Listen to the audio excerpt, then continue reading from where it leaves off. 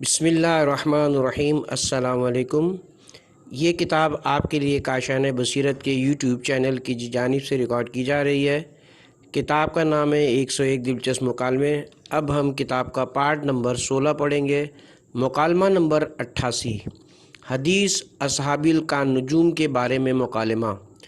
شیعہ استاد، ہم معتقد ہیں کہ امامت و خلافت پیغمبر اکرم کی جانشینی دین و دنیا کی عظیم ترین ذمہ داری اور سرداری ہیں، کیونکہ پیغمبر اکرم کا جانشین اور قائم مقام و نمائندہ ہونا دراصل اجرائے احکام، حفظ شریعت اور فتنہ و فساد کو ختم کر کے قانون الہی کو قائم کرنا ہے۔ چنانچہ اس عظیم مقام کی ہر ایک صلاحیت نہیں رکھتا سوائے ایسے افراد کے جو تقوی و جہاد و علم و زہد و سیاست و عدالت، شجاعت اور وسعت قلبی میں، وسعت نظری میں، حسن اخلاق میں اپنے زمانے کے تمام افراد پر برتری رکھتا ہو۔ لہٰذا ایسا شخص بعد از پیغمبر اکرم روایت شیعہ و سنی میں سوائے علی بن ابی طالب علیہ السلام کے کوئی نہیں ملتا۔ سنی استاد، پیغمبر اکرم کا ارشاد ہے، میرے اصحاب ستاروں کی مانند ہیں، ان میں سے تم نے جس کی پیروی کی ہدایت پا جاؤ گے۔ صحیح مسلم کتاب الفضائل الصحابہ، مسند احمد جلد نمبر 4 صفحہ نمبر 398۔ لہٰذا اس فرمان رسول اکرم کے تحت بعد از رسول جس صحابہ کی بھی پیروی کی جائے اس میں نجات ہے۔ شیعہ استاد اس حدیث کی سند سے صرف نظر کرتے ہوئے کچھ دوسرے دلائل قاطع کے ذریعے معلوم ہوتا ہے کہ یہ حدیث گڑھی ہوئی اور غیر معتبر ہے، کیونکہ پیغمبر اکرم نے اس طرح کی حدیث نہیں فرمائی۔ سنی استاد کس دلیل کے تحت؟ شیعہ استاد، اس طرح کی بے بنیاد اور جھوٹی احادیث کی بہت سی صورتیں ہیں۔ صورت اول یہ ہے کہ رات کے اندھیرے میں چلنے والے مسافر جب لاکھوں ستاروں کو آسمان پر مشاہدہ کرتے ہیں، اگر ان مسافروں میں سے ہر ایک اپنی مرضی سے ایک ایک ستارے کی پیروی کرتا ہوا چل پڑے تو ہرگز اپنی منزل تک نہیں پہنچے گا، کیونکہ ستارے راہ نہیں بلکہ نور کے ذریعے رہنمائیں ہیں۔ دوسری صورت حدیث سے مذکور دوسری کئی احادیث کے ساتھ تضاد رکھتی ہے، مثلا حدیث ثقلین سے، حدیث خلفاء سے جو قریش کے 12 افراد ہیں، حدیث تمہیں میرے اہل بیت کے 12 امام مبارک ہوں، حدیث اہل بیت الکان نجوم کے ساتھ، حدیث سفینہ کے ساتھ کہ مثلا اہل بیت سفینۃ النوح، اور حدیث نجوم ستارے اہل زمین کو غرق ہونے سے نجات دینے والے ہیں، اور میری اہل بیت میری امت کو اختلاف سے بچانے والے ہیں، اور دیگر احادیث۔ اور یہ بات بھی قابل توجہ رہے کہ اس حدیث مذکورہ کو مسلمانوں کے صرف ایک گروہ نے نقل کیا ہے، جبکہ ان تمام احادیث کو مسلمانوں کے تمام فرقوں نے نقل کیا ہے۔ تیسری صورت بعد از رحلت پیغمبر اکرم جو اختلافات اور کشمکش اصحاب پیغمبر کے درمیان ہوئی، وہ بھی اس حدیث مذکور کے ساتھ مناسب نہیں ہے، کیونکہ بعض اصحاب مرتد ہو گئے تھے، مثلا ابو بکر کے جو اہل ردہ مشہور ہو گئے، بعض نے بعض دیگر پر اعتراضات کیے، مثلا اکثر صحابہ کا حضرت عثمان سے اتنا اختلاف کرنا کہ انہیں قتل تک کر دیا، بعض صحابہ کا بعض دیگر کو لعن طعن کرنا، جیسے معاویہ کا حضرت علی پر لعن طعن کرنے کا حکم دینا۔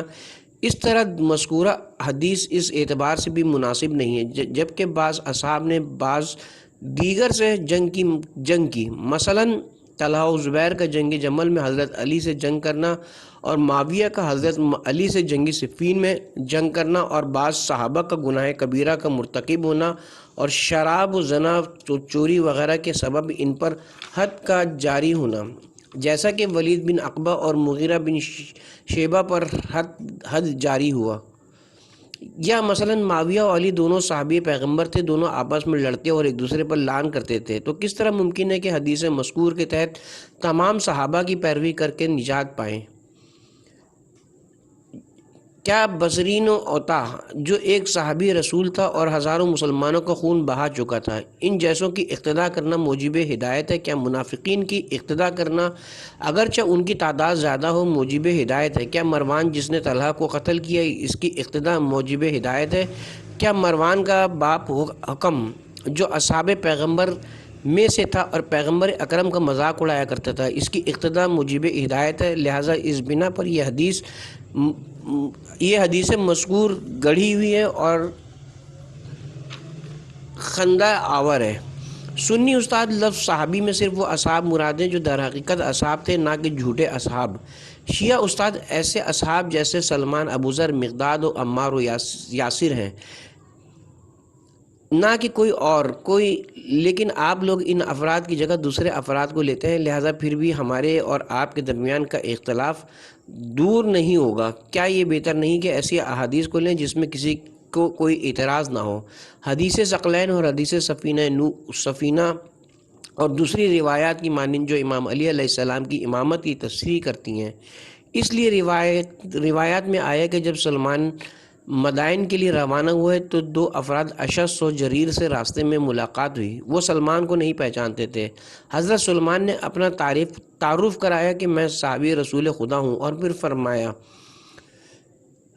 صحابی رسول وہ ہے جو حضرت کے ساتھ بہشت میں جائے، یعنی الفاظ دیگر یوں کہا جائے کہ صحابی رسول وہ ہے جو اپنی زندگی کے آخری لمحے تک دستورات پیغمبر اکرم کے مطابق عمل کرتا رہا ہو، ان کی روش کو تبدیل نہ کرے اور حدود دستورات الہی سے خارج نہ ہو۔ اس حدیث سے یہ معلوم ہوتا ہے کہ اگر ایسا کوئی صحابی ہو تو ایسے کی اقتداء کرنے سے راہ ہدایت ملتی ہے۔ لیکن میں آپ سے سوال کرتا ہوں کہ بعد از پیغمبر اسلام کتنے صحابی ایسے تھے جو راہ پیغمبر اکرم پر باقی رہے، بدلے نہیں؟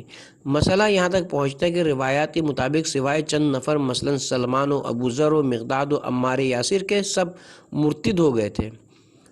نمبر 89، علی شہید راہ عدالت۔ وہ مسلمان حق جو اور حمید کے درمیان اس طرح مناظرہ ہوا۔ حمید، ہم جب امام علی علیہ السلام کی زندگی کا مشاہدہ کرتے تو معلوم ہوتا ہے کہ ان کی اکثر زندگی جنگ و جہاد میں گزری ہے۔ پیغمبر اکرم کی زندگی میں حضرت کی اجازت سے جو جنگیں کیں وہ تو مشرقین کے ساتھ تھیں، جس میں کسی قسم کا کوئی شبہ نہیں ہے، لیکن امام علی علیہ السلام کی خلافت جو تقریباً 4 سال اور 9 ماہ تک تھی، جس میں کئی جنگیں ہوئیں، مثلا جنگ جمل، جنگ صفین اور جنگ نہروان، سب مسلمانوں سے تھیں۔ لہٰذا مناسب یہ تھا کہ آپ بزرگان قوم سے بات چیت کرتے تاکہ یہ جنگیں پیش نہ آتیں اور مسلمانوں کی خون ریزی نہ ہوتی۔ حق جو ہم امام علی علیہ السلام کو ایک انسان کامل اور حق پرست و مخلص شخص کے عنوان سے پہچانتے ہیں، جنہوں نے پیغمبر خدا کے زمانے میں مشرقین و کافرین کے ساتھ جنگیں کی جو راہ اسلام میں رکاوٹ بنے ہوئے تھے، اور اپنی خلافت کے زمانے میں بھی ایسے افراد سے جنگیں کی جو راہ اسلام میں رکاوٹ بنے ہوئے تھے۔ مثلا وہ منافقین جو اپنے کو اسلامی کہہ کر اپنے نفسانی اہداف تک پہنچنا چاہتے تھے۔ لہٰذا اگر دیکھا جائے تو مشرقین کی نسبت ایسے لوگ اسلام کے لیے زیادہ نقصان دہ ہوتے ہیں۔ حمید، امام علی اگر چاہتے تو ناقصین یعنی بیت شکن لوگوں جنہوں نے جنگ جمل کو روشن کیا، قاسطین یعنی اسلام کے حقیقی دشمن جیسے معاویہ اور اس کے حمایتی اور مارقین، خوارج سے کج فہمی اور ناعاقبت اندیش لوگوں کو تھوڑا تھوڑا بیت المال سے مال دیتے تاکہ وہ خاموش بیٹھے رہتے۔ حق جو آپ کی اس طرح کی گفتگو سے تو اندازہ ہوتا ہے کہ ایک عام راہبر جو اپنے ذاتی اہداف کو مصالح الہی پر مقدم کرتا ہے، اور ایک رہبر الہی جو فرمان خدا کو جاری کرنے میں کسی کے ساتھ کسی قسم کا کوئی فرق نہیں کرتا، آپ نے ان دونوں کے درمیان کوئی فرق نہیں رکھا۔ لہٰذا بہتر یہ کہ ہم بطور خلاصہ امام علی کے دور خلافت کی 3 اصلی جنگوں کے عوامل کی تحقیق کریں تاکہ یہ موضوع روشن ہو جائے۔ نمبر 1، جنگ جمل و صفین کا اصل سبب وہی زمانے جاہلیت کے اختلافات، طبقات فوقیت کے لحاظ سے پیش آنے والے مسائل تھے جن کی وجہ سے جنگ جمل و صفین کی آگ روشن ہوئی۔ جنگ جمل میں طلحہ و زبیر جیسے افراد نے آ کر اپنے آپ کو حضرت علی سے برتر پہچانوانا چاہا۔ وہ لوگ تصریحاً یہ کہتے تھے کہ کوفہ و بصرہ کی حکومت ہمیں دیں اور بیت المال کی کنجی ہمارے حوالے کی جائے۔ ان سب باتوں کا مطلب یہ تھا کہ کسی طرح اسے اپنی بزرگی و برتری دکھا کر اسلام میں بے عدالتی قائم کریں۔ حضرت علی ایسے شخصی مصلحت رکھنے والے افراد کو لوگوں پر مسلط کرنے کے لیے ہرگز راضی نہیں تھے، کیونکہ امام علی خدا پرست تھے، لہٰذا مصالح مسلمین اور بیت المال کے مسائل میں ہرگز مادہ پرست لوگوں کو پسند نہیں کرتے تھے۔ جنگ صفین کے موقع پر بھی معاویہ علیہ السلام حضرت علی سے حکومت شام کا مطالبہ کر رہا تھا تاکہ وہ وہاں کی حکومت لے کر اپنے رشتہ داروں اور دوستوں کے پیٹ بھرے اور نسل پرستی اور قوم پرستی کے لیے حکومت کرے۔ کیا حضرت علی ایسے ستمگر اور ہوا پرست افراد کو مسلمانوں کے جان و مال کا حاکم بنا سکتے تھے؟ کیا معاویہ کی اس طرح کی سازش اور اسلام و مسلمین کے ساتھ خیانت کرنا صحیح تھا؟ اور اسی زمانے میں مغیرہ بن شیبہ جو امام علی علیہ السلام کو نصیحت الامر المسلمین کا مشورہ دیا کرتے تھے، مگر امام علی علیہ السلام نے ان سے فرماتے تھے، خدا ہرگز مجھے نہیں دیکھے گا کہ میں کسی گمراہ شخص کو اپنا نائب بناؤں۔ حتیٰ کہ خود امام علی کے بعض فداکار و مددگار اصحاب عمار یاسر و ابو الحشیم و تیہان وغیرہ نے بھی آ کر حالات کی کیفیت کو بتاتے ہوئے کہا کہ آپ موقتاً سرداران قوم کے ساتھ کچھ امتیاز برتیں تاکہ وہ لوگ بغاوت نہ کریں، مگر امام علی نے ان سب کے جواب میں یہی فرمایا، کیا مجھ سے ماتحت افراد پر ظلم و ستم کرنے کو کہتے ہو؟ خدا کی قسم، جب تک یہ دنیا باقی ہے اور ستاروں کے پیچھے گردش کر رہے ہیں، میں ہرگز ایسا کام نہیں کروں گا۔ امام علی کی اس طرح کے عدل و انصاف کے سامنے ان حوث پرست و نسل پرست شیوخ تحمل نہ کر سکے، اسی لیے انہوں نے امام علی علیہ السلام کے سامنے جنگ جمل اور جنگ صفین روشن کی، اور اسی جنگ صفین کے دوران جنگ نہروان بھی برپا کی۔ معاویہ کی صلح طلبی اور قرآن کو نیزوں پر بلند کرنے سے لشکر علی میں سستی پیدا ہوئی، جس سے حکمین کا قصہ پیش آیا۔ کج فہم خوارج اور امام کے وفادار ساتھیوں، جن کو خوارج کافر کہہ رہے تھے، کے درمیان جھڑپیں ہونے لگیں، جس کے نتیجے میں جنگ نہروان پیش آئی، اور ان خوارج میں سے ابن ملجم جیسے افراد قتل امام علی تک پر آمادہ ہو گئے اور آخرکار امام کو شہادت تک پہنچا کر ہی چھوڑا، صرف امام کی عدالت اسلامی کے تحت، جیسا کہ لوگ خود کہتے تھے کہ امام علی اپنی شدت عدالت کی خاطر شہید کیے گئے۔ اس لیے امام علی کے سر پر جب ضربت لگی تو آپ نے فرمایا، فزت برب الکعبہ، یعنی رب کعبہ کی قسم میں کامیاب ہو گیا، کیونکہ امام علی کی کامیابی اس میں نہیں تھی کہ مصلحت مادی اور شخصی کی خاطر اسلام کی اصل اہمیت و ارزش کا خیال نہ رکھیں، بلکہ آپ کی کامیابی اس میں تھی کہ شہادت تک اسلامی احکام میں عدالت کو باقی رکھیں اور ہر قسم کی نسل پرستی اور مادیت پرستی کو مٹا دیں۔ امام علی نے چاہا کہ مصالح شخصی کو اسلام کے سیاسی اور اجتماعی مسائل کے سامنے فدا کر دیں، تاکہ ہر زمانے کا مسلمان ستمگر کے سامنے اٹھ کھڑا ہو اور کبھی ظالموں کے سامنے نہ جھکے، تاکہ معاویہ و یزید جیسے لعین اسلام کو نہ مٹا سکیں۔ نمبر 90، خیرات ائمہ کے بارے میں مکالمہ۔ شاگرد، اسلامی روایات میں بہت سی ایسی روایات ہیں جن میں آیا ہے کہ فلاں امام نے فلاں شخص کو اتنا مال بخش دیا۔ کیا یہ روایات صحیح ہیں؟ استاد، ہو سکتا ہے کہ ایسی بعض روایات ضعیف السند ہوں، مگر ایسی روایات اتنی زیادہ نقل ہوئی کہ ان سب کا انکار کیا جائے، اور کیونکہ ایسی روایات کی سند بھی صحیح ہے، بطور نمونہ ان روایات میں سے صرف 4 روایات ذکر کرتا ہوں۔ نمبر 1، عبد الرحمن سلمہ نے جب امام حسین علیہ السلام کی کسی فرزند کو سورہ حمد سکھائے تو آپ نے انعام کے طور پر انہیں 1000 دینار اور 1000 لباس عطا کیا ہے، اور مرورات سے ان کے منہ کو پر کر دیا۔ مناقب آل ابی طالب، جلد نمبر 4، صفحہ نمبر 66۔ نمبر 2، ایک فقیر مسافر امام رضا کے پاس آیا اور کہنے لگا، میرا راہ سفر ختم ہو گیا ہے، مجھے میرے وطن تک پہنچنے کے لیے کچھ خرچہ دیں، اور جب میں وطن پہنچ گیا تو اتنا ہی مال میں آپ کی طرف سے فقراء میں تقسیم کر دوں گا۔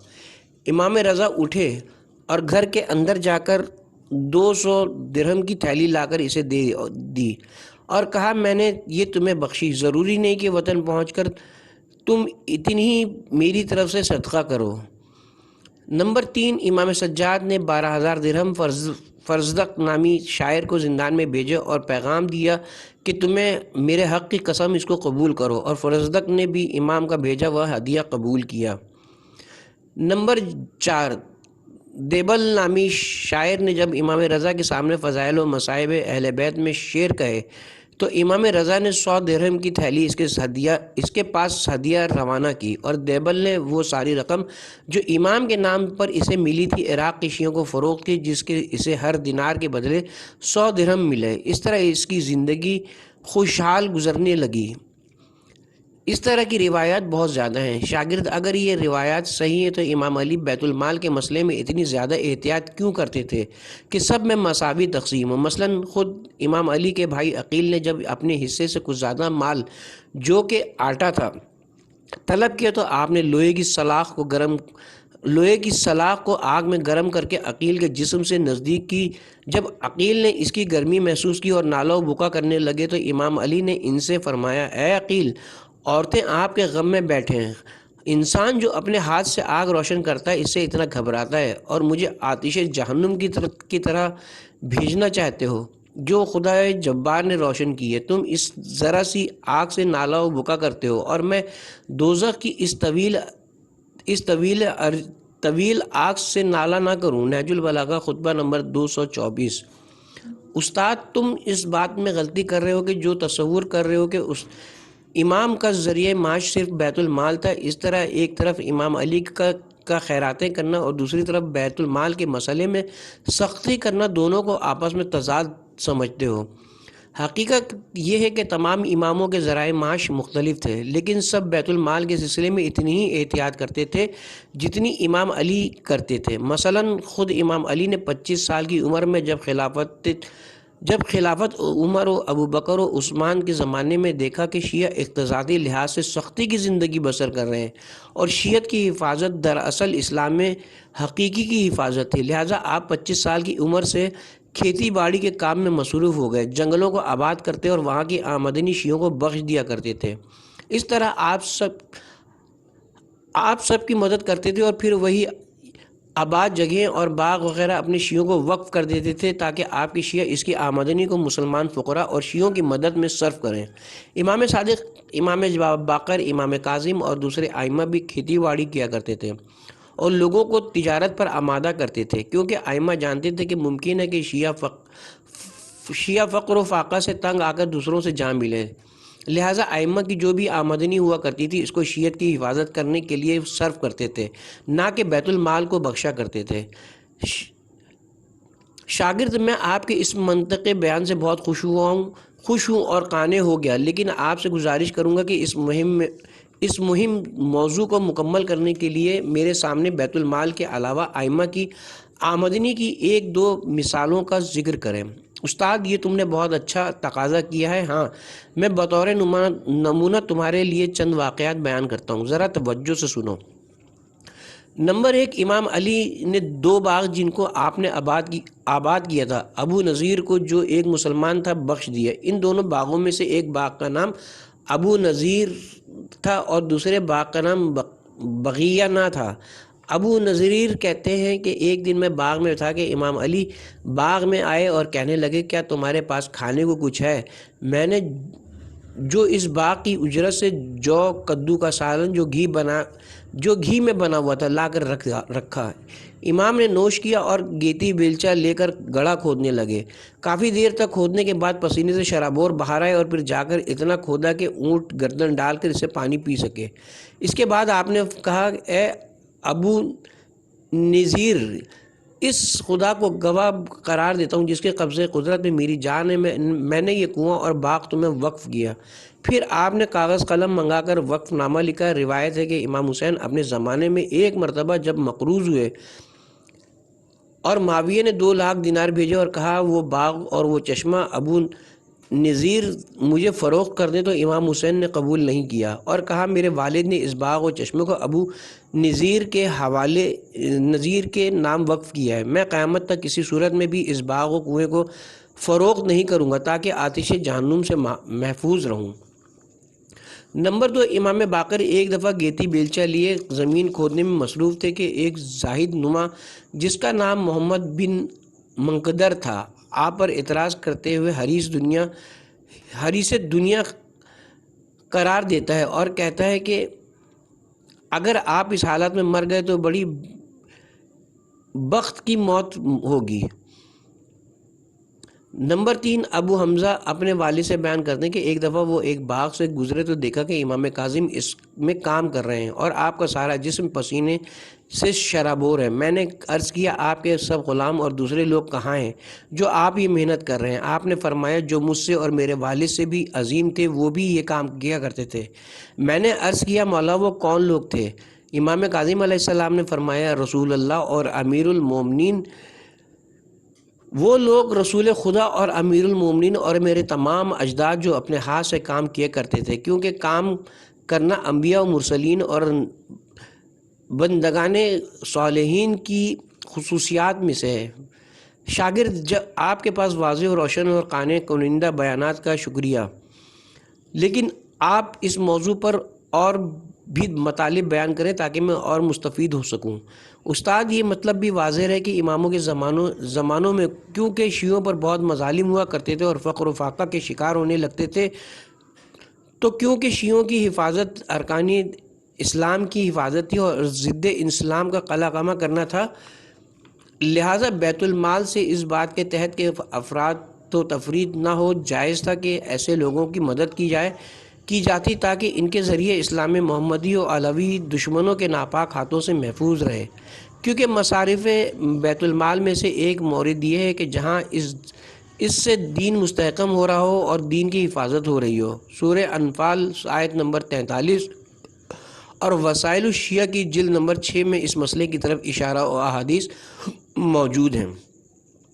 نمبر 91، مقام علی اور مسئلہ وحی پر مباحثہ۔ مسجد لوگوں سے بھری ہوئی تھی۔ ایک عالم دین امام علی کی شان میں گفتگو کر رہے تھے کہ درمیان میں اس روایت کو نقل کیا کہ ایک دن رسول خدا علی و فاطمہ و حسن و حسین کے ساتھ تشریف فرما تھے۔ آپ نے پانی منگوایا۔ جب پانی آیا تو آپ نے وہ گلاس پہلے امام حسن، پھر امام حسین، پھر حضرت فاطمہ کو دیا اور فرمایا یہ لو اور اس میں سے پیو، لیکن جب وہی ظرف حضرت علی کے آگے پینے کے لیے بڑھایا تو فرمایا یہ لو پیو، اے اس سے میری طرف سے مخلوقات خدا پر ولی و حجت۔ پھر آپ سجدے میں جا کر سجدہ خدا بجا لائے۔ فاطمہ نے رسول خدا سے سوال کیا کہ آپ کے اس سجدے کا راز کیا تھا؟ آپ نے فرمایا جب تم میں سے ہر ایک نے پانی پیا اور میں نے نوش جان کیا تو میرے کانوں میں آواز آئی کہ تمام فرشتے اور جبرائیل بھی یہی کہہ رہے ہیں، لیکن جب علی کو میں نے پانی دیا اور یہ جملہ کہا تو مجھے ذات باری تعالیٰ کی آواز آئی کہ وہ بھی یہی کہہ رہا ہے، اس لیے میں نے خدا کے سامنے اس کی نعمتوں پر شکر ادا کرنے کی خاطر سجدہ کیا۔ بحار الانوار جلد نمبر 76 صفحہ نمبر 57۔ سننے والے مخاطبین نے خطیب سے سوال کیا کہ آیا خدا کی آواز ہے جو پیغمبر اکرم نے سنی؟ خطیب خدا آواز کو کسی فضا یا کسی مکان میں ایجاد کرتا ہے اور پیغمبر اکرم اس آواز کو سنتے ہیں۔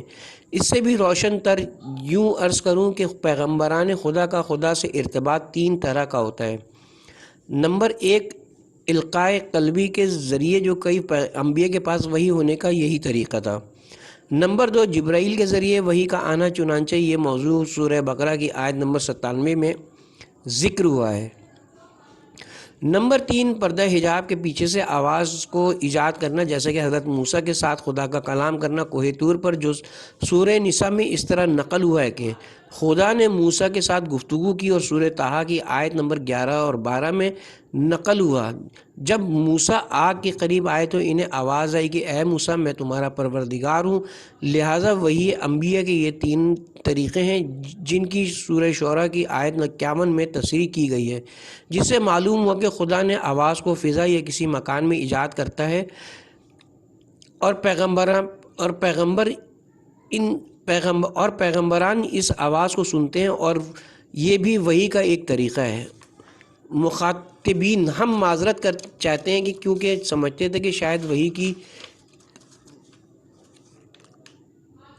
وحی کی طرف ایک ہی قسم ہے اور وہ جبرائیل کے ذریعے ہے، لیکن آپ کی اس وضاحت سے یہ مطلب ہمارے لیے واضح ہو گیا، اور ضمناً ہم یہ بھی سمجھ گئے حضرت علی کو بارگاہ خداوندی میں کیا مقام حاصل تھا کہ خدا علی کے لیے اپنے پیغمبر کے ہم صدا ہو کر کہے لیکن ایک اور آپ سے سوال ہے، وہ یہ کہ کیا آیات قرآن کے علاوہ بھی کیا دوسرے مطالب پیغمبر اکرم پر وحی ہوتے تھے؟ خطیب: جی ہاں، پیغمبر اکرم قرآن کے علاوہ بہت سے احکام پر گفتگو کیا کرتے تھے جو کہ سب آپ کو وحی ہوا کرتے تھے، اور وہ ہرگز کوئی بھی بات اپنی طرف سے نہیں کیا کرتے تھے، بلکہ صرف وحی الہی کے تحت معرف و صرف وحی الہی کے تحت معرف و احکام اسلام کو بیان کرتے تھے، جیسے کہ سورہ نجم کی آیت نمبر 2 اور 3 میں پڑھتے ہیں: پیغمبر اکرم ہرگز اپنی ہوائے نفس کے تحت کوئی بات نہیں کرتا، جو بھی کرتا ہے وہ وحی کے ذریعے سے ہے۔ نمبر 92، رؤیت خدا کس مسئلے پر ایک مکالمہ۔ ایک محفل جس میں بہت سے لوگ حاضر تھے، ایک عالم دین اور طالب علم میں اس طرح مناظرہ شروع ہوا۔ طالب علم: سورہ اعراف کی آیت نمبر 143 جیسا کہ پڑھتے ہیں کہ حضرت موسیٰ نے خدا سے عرض کی: اے پروردگار، تو اپنے آپ کو مجھے دکھا تاکہ میں تجھے دیکھوں۔ لیکن خدا نے ان کو جواب دیا: تم ہرگز مجھے نہیں دیکھ سکتے ہو۔ اسی طرح اور بھی موارد ہیں جو قرآن میں رؤیت خدا کے بارے میں ذکر ہوئے ہیں، مثلا سورہ بقرہ کی آیت نمبر 55، 56 اور سورہ نساء کی آیت نمبر 53 اور سورہ اعراف کی آیت نمبر 55۔ لہٰذا میرا سوال آپ سے یہ ہے کہ جب خدا کے لیے نہ جسم ہے نہ مکان نہ دکھائی دیتا ہے، تو حضرت موسیٰ جیسے پیغمبر اولو العزم نے ایسا سوال کیوں کیا؟ جیسا کہ ایسا سوال تو ایک عام شخص کے لیے بھی صحیح نہیں ہے۔ عالم دین احتمال دیا جا سکتا ہے کہ حضرت موسیٰ کا دیکھنے کے سلسلے میں تقاضا کرنا چشم دل سے دیکھنا مراد ہو، نہ کہ آنکھوں سے، اور اس سوال کے ذریعے حضرت موسیٰ روحانی اور فکری اعتبار سے یقین کامل حاصل کرنا چاہتے ہوں، جیسا کہ حضرت ابراہیم نے حقیقت معاد کے سلسلے میں سوال کیا تھا، کہہ کر، یعنی تاکہ میرے قلب کو اطمینان و یقین حاصل ہو جائے۔ سورہ بقرہ آیت نمبر 360۔ اور ویسے بھی یہ کلمہ رویت کئی معنی میں استعمال ہوتا ہے، مثلا کسی کا یوں کہنا کہ میں اپنے میں فلاں کام کرنے کی صلاحیت و قدرت دیکھ رہا ہوں، جبکہ صلاحیت و قدرت دیکھنے والی چیز نہیں ہے، بلکہ اس سے مراد یہ کہ ایسی حالت محسوس کرتا ہوں۔ طالب علم: اس طرح کی تفسیر تو آیت کے ظاہری معنی کے خلاف ہے، کیونکہ آیت میں لفظ ارنی ہے، یعنی خود کو مجھے دکھا، یعنی مشاہدہ چشم مراد ہے، اور خدا بھی جو جواب دیتا ہے کہ لن ترانی، یعنی تم ہرگز مجھے نہیں دیکھ سکتے۔ اس سے ظاہر ہوتا ہے کہ حضرت موسیٰ کا سوال رؤیت چشمی تھا، اور اگر ان کی مراد گواہی روحی و فکری تھی اور دیدار باطنی تھا تو ہرگز خدا کا جواب نفی میں نہ ہوتا، کیونکہ اس طرح کا دیدار باطنی تو خدا نے اپنے برگزیدہ افراد کو کرایا ہے۔ عالم دین فرض کرتے ہیں کہ حضرت موسیٰ نے اصلاً خدا کو دیکھنے کا سوال ہی نہیں کیا، جیسے کہ ظاہر آیت سے بھی یہ سمجھ میں آتا ہے، لیکن اگر اس واقعے کے تاریخی منظر کو ملاحظہ کریں تو معلوم ہوتا ہے کہ حضرت موسیٰ کا یہ سوال ان کی قوم کی شدید اصرار کی وجہ سے تھا، یعنی قوم آپ سے اس قدر مصر ہوئی کہ آپ نے مجبور ہو کر اس طرح کا سوال کر دیا۔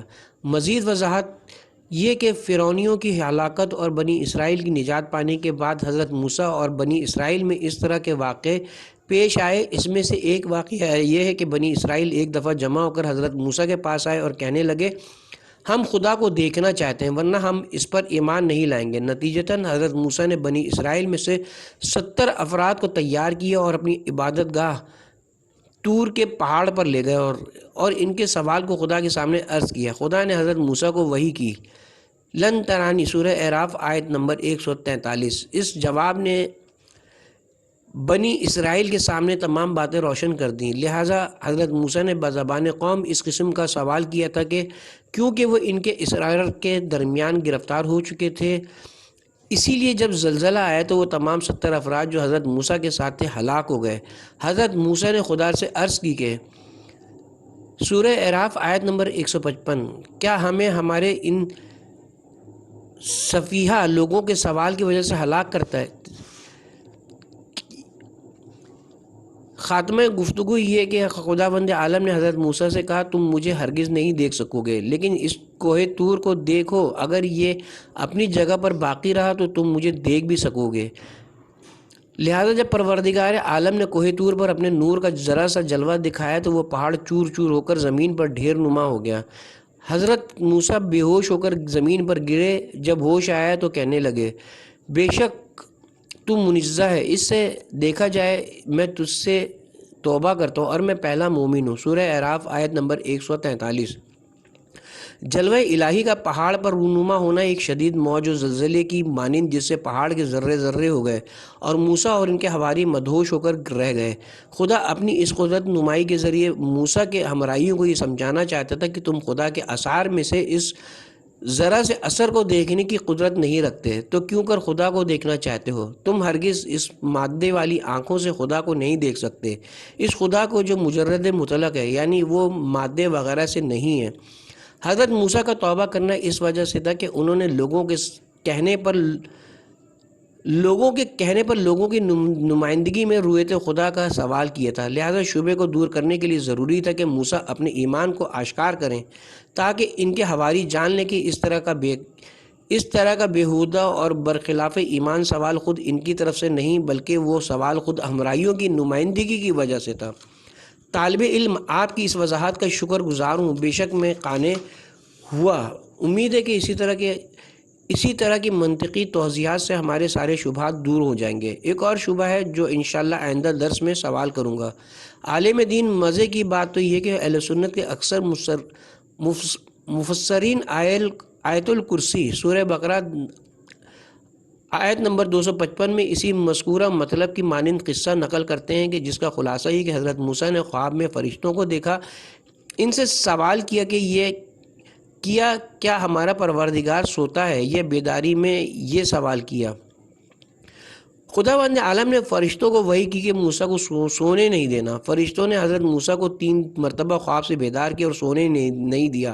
جب دیکھا کہ حضرت موسیٰ کو خستگی کا احساس ہو رہا ہے اور سونا چاہتے ہیں تو وحی الہی کے تحت پانی کی بھری 2 شیشیاں موسیٰ کے ہاتھ میں دیں کہ ان کو پکڑو، یہ کہہ کر وہ فرشتے چلے گئے۔ ابھی چند لحظے نہیں گزرے تھے کہ حضرت موسیٰ کو نیند آ گئی اور شیشیاں ان کے ہاتھ سے گر کر ٹوٹ گئیں۔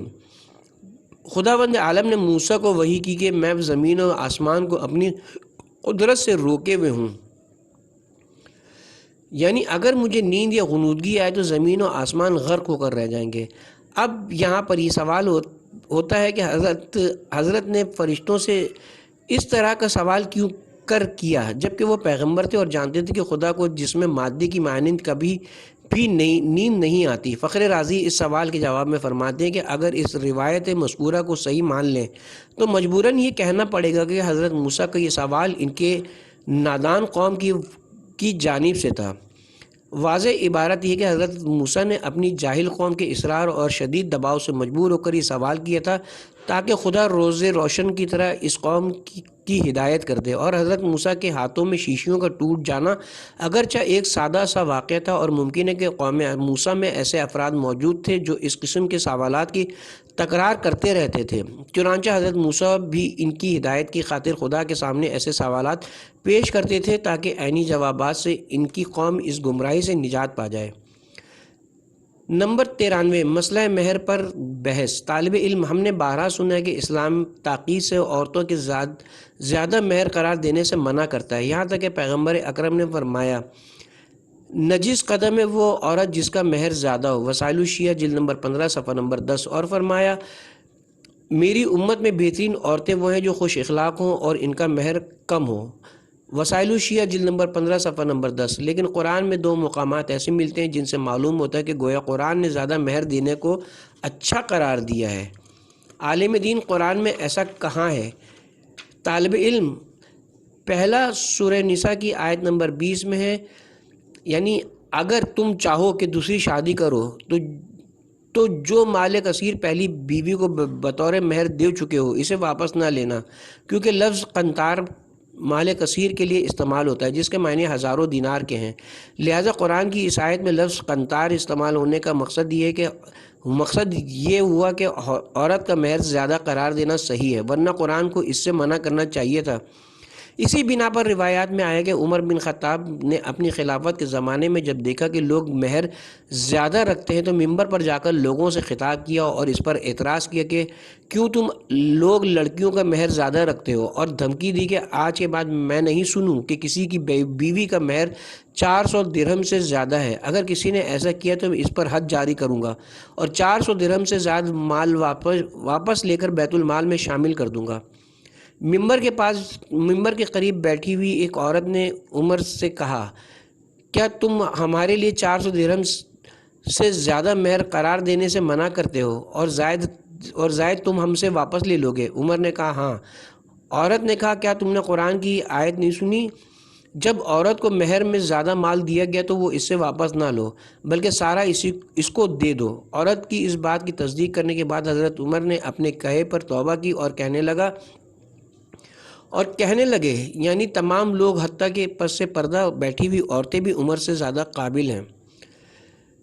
عالم دین اس آیت کی شان نزول یہ ہے کہ زمانے جاہلیت میں یہ رسم تھی کہ اگر کوئی اپنی سابقہ بیوی کو طلاق دے کر دوسری شادی کرتا تو اپنی پہلی بیوی کو مہر دے چکا ہوتا تھا، چنانچہ وہ اس پر زبردستی کرتا، ڈراتا، دھمکاتا تاکہ وہ خود مہر واپس کر کے طلاق طلب کر لے۔ اس طرح وہ پہلی بیوی سے مہر لے کر دوسری بیوی کو دے دیتا تھا، جو کہ عام طور پر پہلے دے دیا جاتا تھا۔ لہٰذا آیت مذکور نے اس کام کو شدت سے منع کیا ہے۔ اسی لیے قرآن فرماتا ہے کہ چاہے تم نے اسے مال کثیری کیوں نہ دیا ہو، اس سے جبراً کچھ نہیں لے سکتے۔ لہٰذا جو چیز اسلام کی نظر میں اچھی سمجھی جاتی تھی وہ یہ کہ مہر کو زیادہ قرار نہ دیا جائے، لیکن اگر یہ نیک کام ترک ہو گیا اور مہر زیادہ رکھ دیا گیا تو اب عورت کی اجازت کے بغیر اسے کم نہیں کیا جا سکتا۔ لہٰذا مذکور آیت کا مہر کم رکھنے کے ساتھ کسی قسم کا تعارض نہیں ہے۔ عمر کے قصے اور عورت کے جواب میں کہہ سکتے ہیں کہ عورت نے صحیح کہا، کیونکہ عمر رضی اللہ عنہ نے کہا تھا کہ اگر مہر 400 درہم سے زیادہ قرار دیا گیا تو زائد مہر لے کر بیت المال میں شامل کر دوں گا۔ عورت نے بجا طور پر کہا کہ جب مہر زیادہ قرار دے دیا گیا ہو تو ہرگز کوئی حق نہیں رکھتا کہ عورت کی اجازت کے بغیر زائد مہر واپس لے کر بیت المال میں شامل کر دیا جائے۔ لہٰذا عمر رضی اللہ عنہ نے بھی اس عورت کے اس جواب کو قبول کیا۔ نتیجہ یہ کہ اسلام میں استحباب تاکیدی ہے کہ مہر کم سے کم رکھا جائے، لیکن اگر اس مستحب فعل کو ترک کر دیا جائے اور زیادہ مہر رکھ دیا جائے تو پھر عورت کی اجازت کے بغیر اسے کم نہیں کیا جا سکتا ہے۔ طالب علم، آپ کے اس منطقی اور قانع جواب کا شکریہ۔ اگر اجازت ہو تو دوسرا سوال کروں؟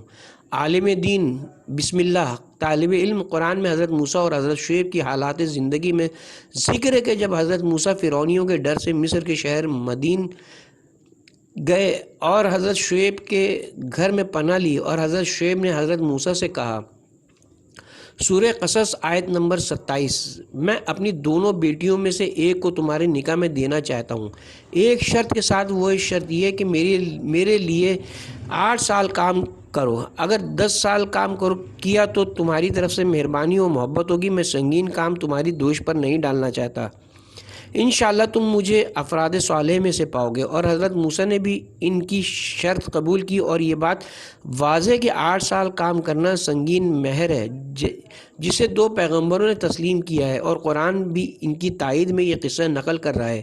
قرآن کا اس بات کو رد نہ کرنا اس بات کی دلیل ہے کہ خود قرآن زیادہ مہر چاہتا ہے۔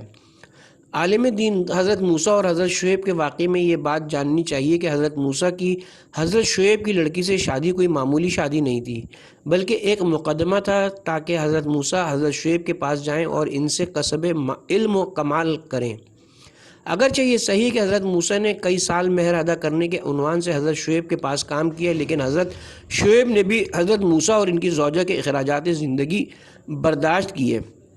لہٰذا اگر حضرت موسیٰ اور ان کی اہلیہ کے اخراجات زندگی حضرت موسیٰ کی اجرت سے کم کریں تو بہت کم مال بچے گا جو ہلکا مہر شمار ہوگا۔ لہٰذا اگرچہ ظاہراً ان کا مہر زیادہ معلوم ہوتا ہے، لیکن دراصل وہ مقدمہ تھا حضرت موسیٰ کی معنوی و مادی زندگی بسر کرنے کا جو حضرت شعیب نے اپنی مرضی اور بیٹی کی رضائیت سے قرار دیا تھا۔ اس سے بھی زیادہ روشن عبارت کے ذریعے اس طرح کہا جائے کہ حضرت شعیب نے اس طرح کے ظاہری سنگین مہر کے ذریعے چاہا کہ حضرت موسیٰ کو تنہائی اور در بدری کی زندگی سے نجات دیں، اور ان کا ہدف حضرت موسیٰ پر سختی کرنا نہیں تھا بلکہ ان کے لیے آسان اور آسائش والی زندگی چاہتے تھے۔ اسی لیے حضرت شعیب نے فرمایا، تم پر سختی یا زحمت ڈالنے کا ارادہ نہیں رکھتا، جیسا کہ عنقریب تمہیں معلوم ہو جائے گا کہ میں ایک فرد صالح ہوں۔ حضرت طالب علم، آپ کے اس شیریں اور مدلل بیان کا شکر گزار ہوں۔ بے شک حضرت شعیب نے حضرت موسیٰ کے ساتھ ایسا کر کے بہت بڑی نیکی کی ہے۔